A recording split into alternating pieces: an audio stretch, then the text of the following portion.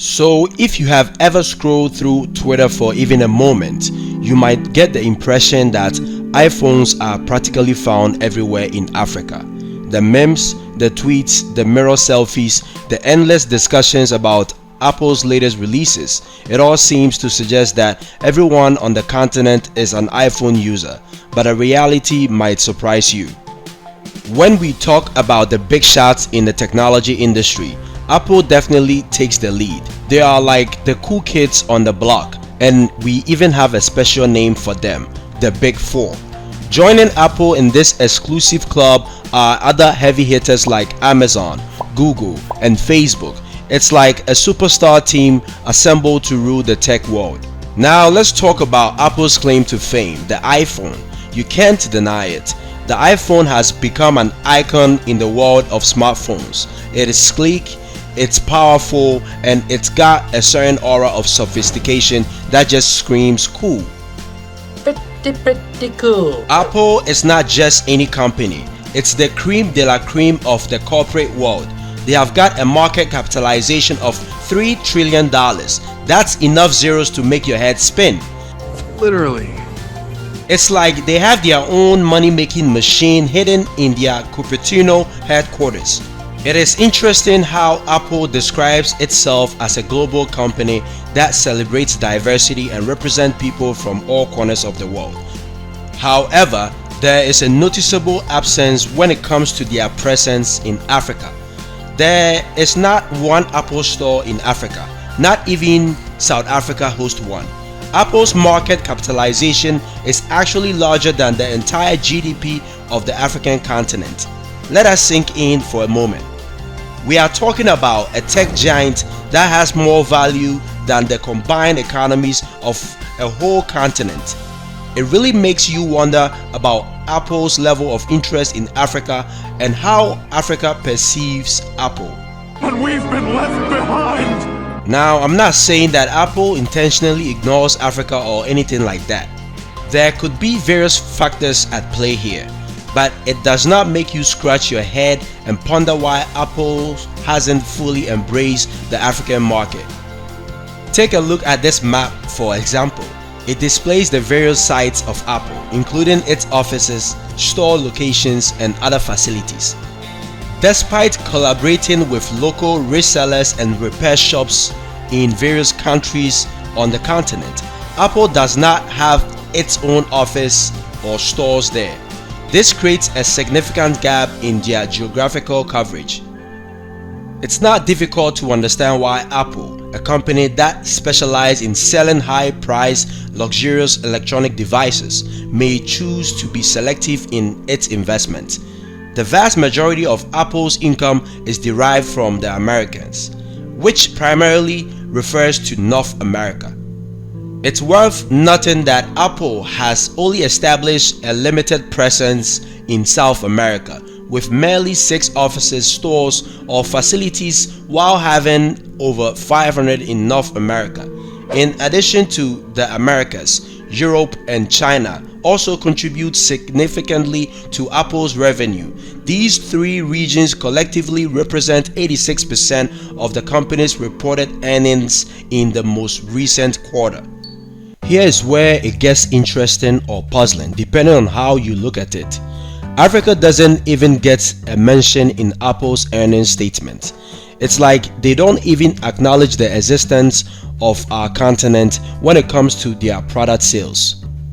Regarding the smartphone market, Tecno, Infinix, Samsung, Huawei, and Itel phones hold a significant share in Africa. These brands have managed to capture a significant share, and it's not hard to see why. They have got something for everyone in their Android lineup, catering to diverse consumers with different budgets and preferences. It's like a buffet of smartphones. Tecno really struck a chord with the African market by offering good camera quality at a price that won't break the bank. Their camera performance can even give some Samsung phones a run for their money, all while costing you less. It's a win-win situation. But it's not just about cameras. These brands understand the importance of providing a range of features and options. When it comes to Apple's popularity in Africa, there are a couple of key factors at play: accessibility and pricing. These two aspects have been the major stumbling blocks for Apple in gaining a strong foothold in the African market. Apple has mostly focused on the American and European markets, and it seems like Africa didn't quite make it to the top of their priority list. As a result, you will find that Apple products and services are not as widely available or distributed in Africa compared to other regions. When Apple introduces new products, they often tailor them to suit the needs and tastes of American and European consumers, forgetting that Africa has its own unique set of requirements. Take the Apple Watch for instance. Initially, it wasn't designed with Africa in mind. The EKG feature, which caused quite a buzz, was first rolled out in the US and then expanded to selected European countries. They didn't even mention African countries during the Grand Apple event. One of the reasons why Apple has faced some difficulties in Africa is its pricing strategy. Too expensive. They have these high quality products, but they come with a hefty price tag. And let's face it, not everyone in Africa can easily offer cash for an Apple device. Africa is a diverse continent with a range of economic realities. In many countries, the average income levels are nowhere near what you would find in the developed world. So when you see an iPhone or a MacBook with a price that's equivalent to a small fortune, it's no wonder that it becomes a luxury that only a few can afford. Now, don't get me wrong, I'm not saying Apple should start giving away their products for free or anything. They have built their reputation on quality and innovation, and that deserves recognition.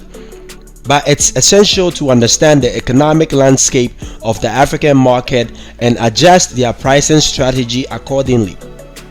Imagine if Apple could find a way to offer more affordable options without compromising on quality. That would be a game changer.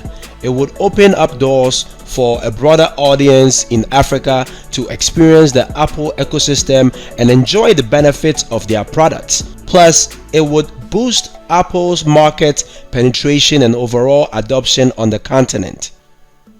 Now, keep in mind that the minimum wage in Ghana is set at 14 Ghana cedis. So, to afford this luxurious device, you would need to set aside a minimum of 400 cedis each month. It sounds like a lot, but let's break it down. You will have to save the amount for a duration of 29 months. That's around 2 years and 6 months. It might seem like a long time, but hey, good things come to those who wait, right? Imagine the anticipation as you slowly but surely inch your way towards that coveted iPhone 14 Pro. It's a journey, my friend, and along the way, you will appreciate the value of hard work and patience. Let's take a closer look at the initial prices of some Apple products. These numbers might make your wallet tremble. First up, we have the magnificent iPhone 14 Pro. This little marvel starts at $999, a 4-digit price tag just to get your hands on the latest iPhone. But hey, it's not just any iPhone, it's a Pro. Now let's move on to the sleek and powerful MacBook Pro. This beauty demands a starting price of $1,999. That's a hefty investment for a laptop. For those eyeing the iMac, be prepared to pay at least $1,299. Last but definitely not least, we have the behemoth of Apple machines, the Mac Pro. This powerhouse starts at a staggering $6,999. Hold on to your seats. This beast is designed for those who demand extreme performance and have deep pockets. Now looking at these jaw-dropping prices, it's hard not to feel a sense of disbelief.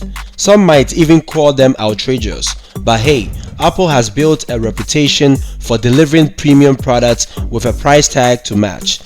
So if you are willing to splurge for top of the line technology, these Apple offerings might be just what you are looking for. We all know Apple has top-notch devices, but they often come with a hefty price tag. Now let's be real here. Affordability matters, especially in a market where people are price conscious. If Apple wants to capture the African market, they need to find a balance. Maybe they can introduce more budget-friendly options or offer attractive financing plans. Alright guys, that's a wrap for today. Thanks for tuning in.